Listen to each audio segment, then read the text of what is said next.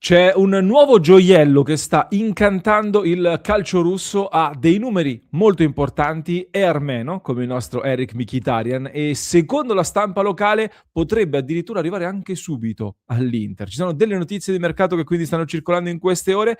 Stiamo parlando di Edward Sperzian, spero di non aver sbagliato la pronuncia, è un nome che forse non conoscerete, che forse per il momento non vi dice ancora nulla. Proprio per questo ve ne parliamo qui su Passione Inter, ma oggi lo facciamo soprattutto con un ospite. E abbiamo allora Biagio Marco Liccardo, giornalista e telecronista. Ciao Biagio, ben trovato e grazie. Ciao, ciao, bentrovati, grazie dell'invito. Molto piacere essere qui.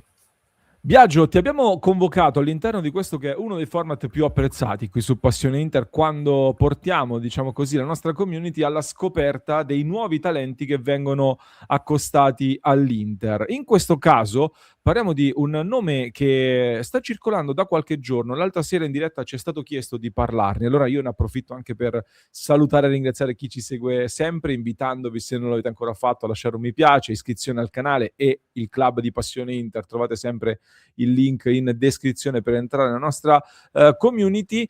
Abbiamo letto questa notizia improvvisa, ce l'hanno commentata diversi ascoltatori. In Russia ne stanno parlando molto e di questo Sperzian si parla molto molto bene.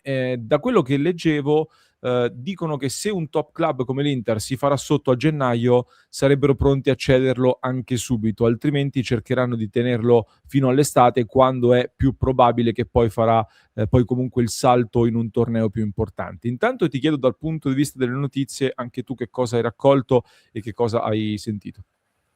Allora, sì, io diciamo che ho sentito che c'è questo interesse forte sul giocatore. Un piccolo excursus, io ho avuto modo di commentarlo in una partita dell'Armenia, Armenia Sì. contro Irlanda su Sky Sport per le qualificazioni ai prossimi mondiali. È una partita che l'Armenia ha vinto, secondo me anche grazie soprattutto al suo apporto.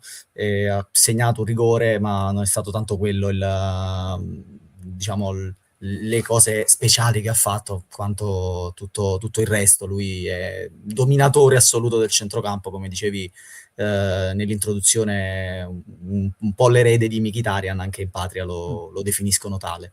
E ho letto che c'è questo interesse dell'Inter, ho letto anche che c'è un interesse del Napoli, detto che si erano mosse anche pari Atletico Madrid e Manchester City sul giocatore, quindi diciamo che un po' i fari di mezza Europa sembrano essere puntati su questo gioiellino. Detto che non è più giovanissimo, in classe 2000, 25 anni, quindi è un giocatore che forse è al momento giusto Sì. per fare il salto di qualità.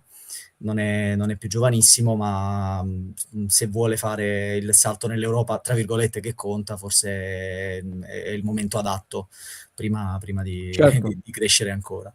Certo, E, guarda, a tal proposito, infatti, intanto i nomi dei club che si stanno muovendo su questo calciatore sono nomi pesanti, quindi evidentemente è un giocatore che attira un certo tipo di mercato. Io ne approfitto, visto che hai citato anche l'età, condivido anche la scheda transfer market, diciamo così, un po' la carta d'identità di questo calciatore, nato in Russia, ma di nazionalità armena, appunto, un po' sì. l'erede di Mkhitaryan, perché poi veste anche la maglia numero 10, e tra poco poi entriamo nel dettaglio delle caratteristiche. Capitano del Krasnodar, club in cui è cresciuto sostanzialmente sia a livello di settore giovanile fino poi a debuttare in prima squadra, che ha vinto anche l'ultimo campionato russo, Sì, per la prima volta campione di Russia bravissimo. il Ed è Krasnodar. stato un campionato vinto punto a punto con lo Sì, Zenit. Lo Zenit è arrivato ad un solo punto dal Krasnodar. E diciamo quello che mi ha stupito, oltre ai numeri chiaramente, perché è un giocatore che è in doppia cifra praticamente da 4 stagioni di fila, sì. quest'anno doppia cifra anche di assist, e nelle partite importanti diciamo che non si è tirato indietro, perché nelle ultime 6 partite di campionato in cui appunto si stavano giocando il titolo punto a punto, lui fa 4 gol e 3 assist. Nella partita del titolo vinta 3-0, lui segna sul rigore e fa l'assist per gli altri 2 gol. Quindi ecco, anche un giocatore che diciamo nelle partite importanti, come si suol dire, più sale la pressione, più Sì. sale in cattedra lui. Quindi anche da questo punto Sta di vista. dimostrandosi calciatore di spessore da questo punto di vista. Anche quest'anno il Krasnodar è di nuovo in vetta e Esatto, lotta sì, per il titolo, quindi si sta abituando anche a lottare per vincere. Questo è sempre un fattore molto importante. certo. Giustamente ci hai citato anche le ultime stagioni. Tu, come dicevi, hai avuto anche da telecronista, da giornalista, la possibilità di commentarlo in Mh-mh. nazionale.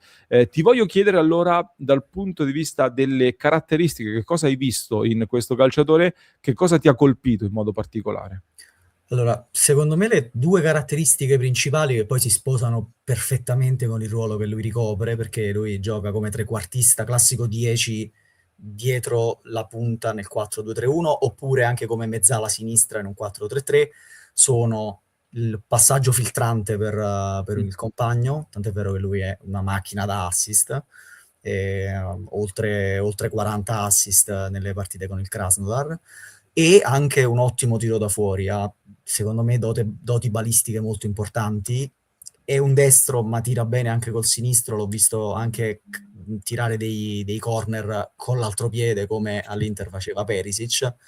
E segna anche tanti calci di punizione, che Sì, è una cosa molto interessante. E diciamo, se sugli altri numeri forse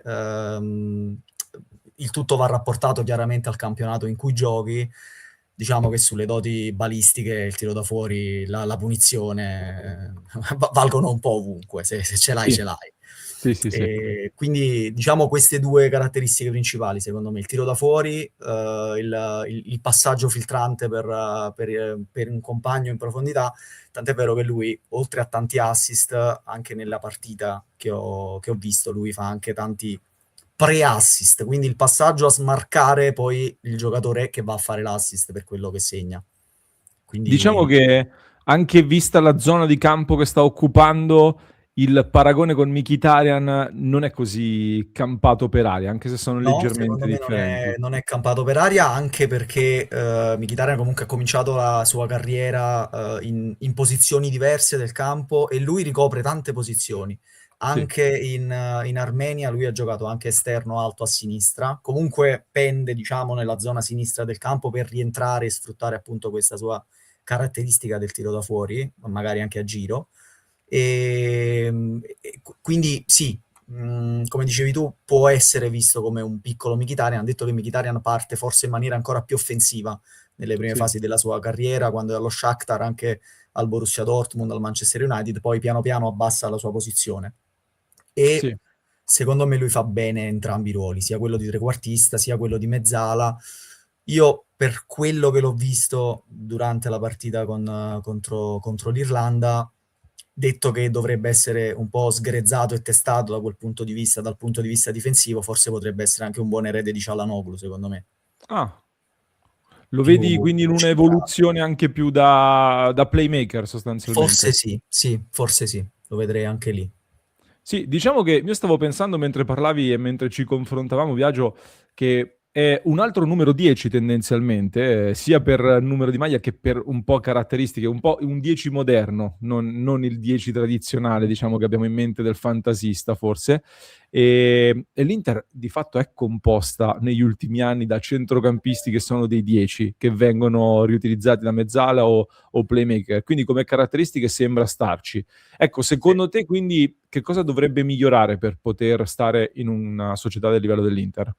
Diciamo che chiaramente è un profilo che sicuramente avrà bisogno di essere sgrezzato come tanti altri che vengono da campionati, tra virgolette, minori. Abbiamo visto anche comunque all'Inter Sucic è un buon giocatore, chiaramente sta ancora facendo fatica ad essere il titolare inamovibile, anche perché Certo. davanti c'è un certo Mkhitaryan, quindi è un po' complicata la cosa.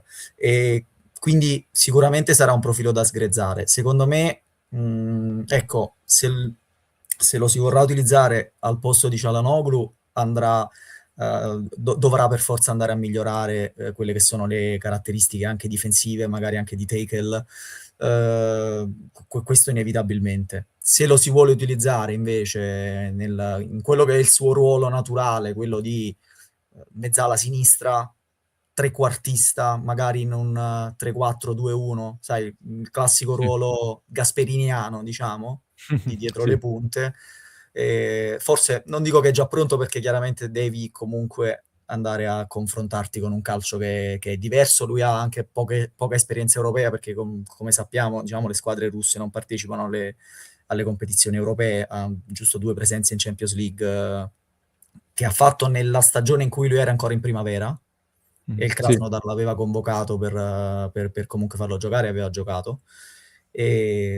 Quindi diciamo che se lo usi nel ruolo che lui sta già in cui lui sta già giocando, forse l'unica cosa che devi migliorare non migliorare, ma che devi verificare, è il suo apporto in un calcio di livello un po' più alto.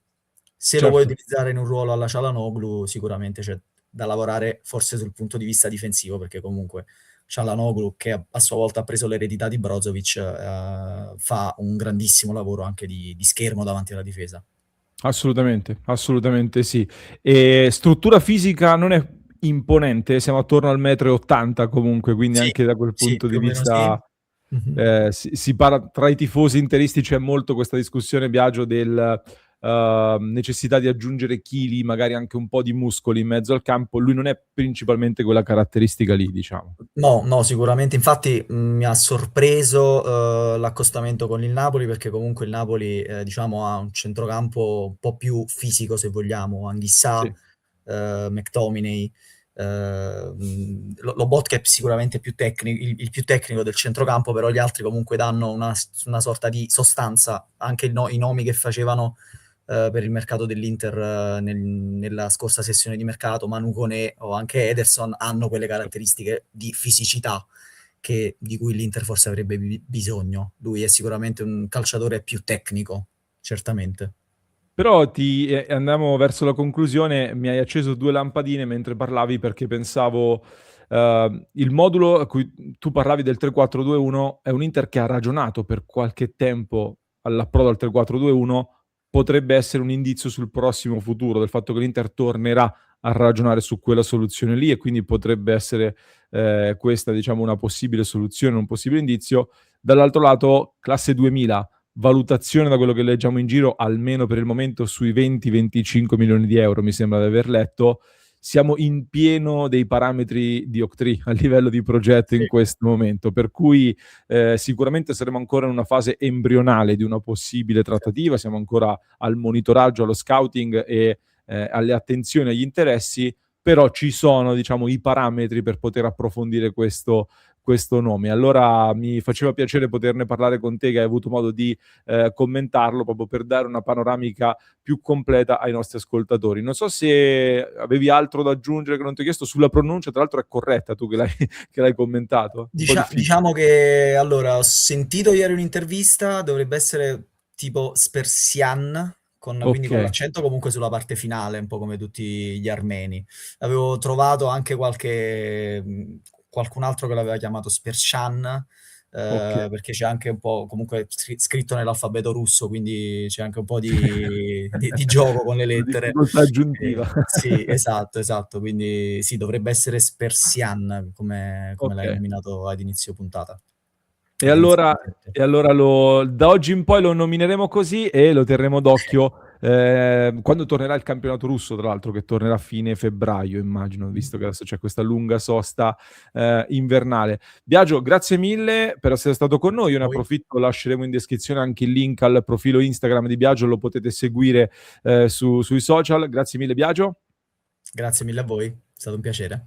E io vi saluto ricordandovi come sempre di lasciarci un mi piace, di iscrivervi al canale, vogliamo sapere anche i vostri commenti e anche di altri nomi che magari dobbiamo analizzare con altri esperti. Se volete fatecelo sapere nei commenti qui sotto. Nel club di Passione Inter vi ricordo che c'è anche la sezione dello scouting, dove monitoriamo tutti i nomi che vengono accostati all'Inter, quindi vi ricordo passioneinter.club, anche il QR code per entrare nella nostra community lo trovate su in alto.